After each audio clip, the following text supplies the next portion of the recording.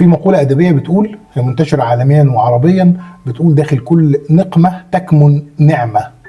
بس ايه هي النعمة اللي ممكن تكون موجودة في موقف لما واحدة بنت تتعرض للسرقة وتلاقي فيه سلاح متوجه ناحيتها علشان تتسرق بعد نص الليل؟ في واحدة من أكتر القصص اللي كان ليها صدى وانتشار في البرازيل في التسعينات، قصة روز، البنت اللي عندها 29 سنة أو السيدة اللي عندها 29 سنة، وكانت بتشتغل في مكتب محاسبة وسهرت لغاية الساعة 12 ونص واحدة بالليل في المكتب علشان عايزة تزود دخلها وتشتغل اوفر تايم، وعشان كان عندهم ضغط الشغل في المكتب، فهي تصدت للمدير وقالت له أنا هخلص انا الشغل ده، انت معقوله يا روز؟ انا موريش لا بيت ولا عيل ولا تيل، فانا هشتغل وهخلص الشغل ده، بس ده ياخد مني وقت كتير، مش مهم، مش انتوا هتحاسبوني؟ مش في اوفر تايم؟ في اوفر تايم. طيب خلاص يلا توكلي على الله. قعدت دست اشتغلت لغايه الساعه 1 ونص بالليل بتشتغل، خلصت الشغل، خلصت هلكانه تعبانه مش شايفه قدامها لانها اصلا كانت شغاله من 8 الصبح. نزلت عشان تاخد عربيتها من الجراج بتاع الشركه، عربيه صغيره كده بس جديده، نزلت عشان تاخد العربيه بتاعتها. الجراج هس، هي عاده متعوده تروح الساعه 5، فطبعا الساعه 5 المغرب ده بيبقى ايه الدنيا فيها حركه، لكن الساعه 1:30 بالليل صمت قاتل يعني. وصلت للعربيه بتاعتها، فتحت باب العربيه، ركبت، لسه هتدور العربيه، شافت من الازاز الجانبي بتاعها بتاع كرسي القياده حد بيجري على الكرسي بتاعها، بيجري جاي ناحيتها يعني ناحيه الباب. طبعا اتخضت اتوترت، لقيت واحد راجل ضخم كده فتح الباب بتاعها وراح قال لها خش جوه على الكرسي اللي جنبك، خش على الكرسي جنبك، ومعاه مسدس كبير كده حطه كده في جنبها، قال لها لو فتحتي بقك او صرختي هقتلك. ما تعرفوش، شخص كده غامض، شخص كده طول بعرض وجته يعني ما وشكله كده في حاجه مش مظبوطه، حرامي. فقال لها لو فتحتي بقك هقتلك. طبعا هي عايزه تصرخ مش قادره، اول مره تحط في الموقف الغريب ده، فبتقول له طب انت عايز ايه؟ ما انا معيش فلوس. انا قال لها خلاص ما فيش، طلعي كل اللي في جيبك. قالت له معيش فعلا، بس في الاي تي ام في الكارت بتاعي في 4000 ريال برازيلي. قال لها انت بتتكلم جد؟ قالت له عرفت. قال لها فين اقرب اي تي ام؟ قالت له انا عارفه مكانها بس مش هنا، هي قدام شويه، يعني مش هنا، بعيد عننا شويه يعني. قال لها تمام. راح مدور العربيه عشان يسوق، كان واضح ان هو ايه بقى له فتره كبيره ما ساقش، فقاعد منخوم وهو بيسوق يعني. فهي بتقول تحب اساعدك؟ راح حط المسدس في جنبها، قال لها مش عايز اسمع منك ولا نفس، وساق بايده الشمال وكان حاطط المسدس في جنبها بايده اليمين يعني. فضلوا ماشيين شويه، هي بقى عماله تفتكر، روز من النوع اللي بيحب يقرا، فافتكرت وهي عماله تفكر في الموقف ده، عماله بتقول ايه، افتكرت الجمله بتاعت في كل نقمه تكمن نعمه. قلت ايه ده؟ هذا هو وقت فلسفه، وقت فزلكه. ايه النعمه اللي هتكون موجوده في ان انا مخطوفه دلوقتي وما اعرفش الراجل ده يعمل فيا ايه؟ هيقتلني ولا هيغتصبني ولا هيقطعني ولا هيعمل فيا ايه؟ مش عارفه يعني. موقف غريب جدا، موقف مرعب يعني. ماشيين في الطريق، هي بتوصف له وهو ماشي. بعد كده ايه بقى، الطريق طويل، مسافه حوالي ساعه الا ربع مثلا لغايه اقرب اي تي ام. فالفضول بقى بتاع الستات بقى اللي هو بيجي يطلع في الاوقات اللي تسال اسئله مش منطقيه في اكتر وقت مش منطقي. فقعدت تساله وتقول له هو انت متجوز؟ هو انت مخلف؟ طب انت ساكن فين؟ عماله تساله كانهم بيتسايروا يعني. وان هو استغرب ما رضيش يرد عليها، فاكر ان هي بتستدرجه عشان تضربه وتخبطه بتاع. فبيقول لها بص مش عايز ولا نفس منك. قالت له احنا بندردش لسه كده، الطريق طويل يعني. المهم حس ان ماشي يلا مفيش مشكله ان انا اقول لها حاجه يعني. قال لها مفيش، انا راجل من قريه فقيره وبشتغل وعندي اطفال، عندي 4 اولاد، وكنت عضو في عصابه مكونه من 5 اشخاص.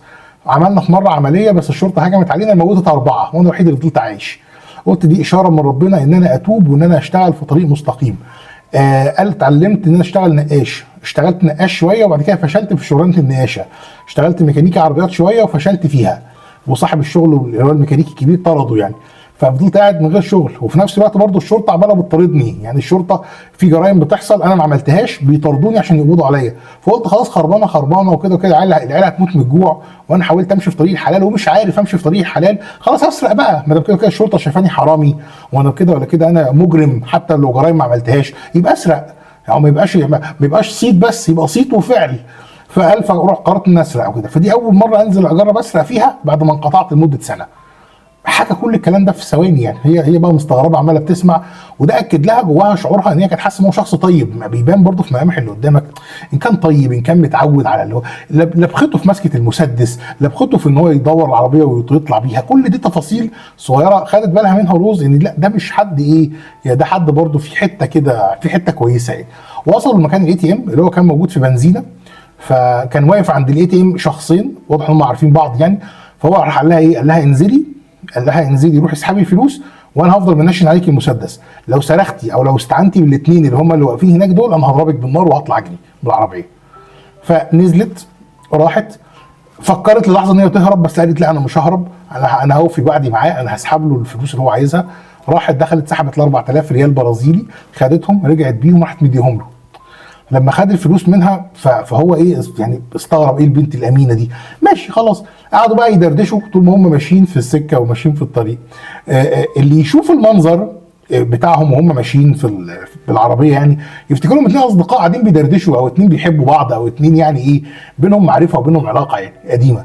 هي بتحكي له عن حاجه، عرف منها ان هي مثلا مطلقه، عرف منها ان هي كانت حبت جدا جوزها ده وبعد كده خانها فطلبت الطلاق فاتطلقت منه، وانها عايشه لوحدها دلوقتي حاليا، وانها مش ناويه تتجوز تاني. فراح هو قال لها لا انا بنصحك انك تتجوزي، لان سنك لما يوصل ل 60 سنه هتكتشفي ازاي ان الحياه صعبه بدون شريك.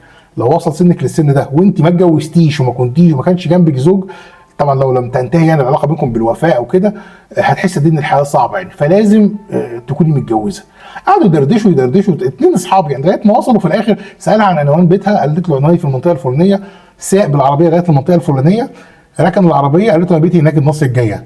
نزل من قال لها هاتي الفلوس، خدت الفلوس، خد منها الفلوس، نزل. هي جت هي ركبت بقى في مكان كرسي القياده. بيقول لها ايه؟ قال لها بص كده على البنزين، على المؤشر بتاع البنزين بتاع العربيه، لان هم من كتر اللف البنزين قرب يخلص. قال لها انت معاكي فلوس عشان تموني بنزين؟ قالت له لا ما يعني معيش، بس هتصرف هتتدبر يعني.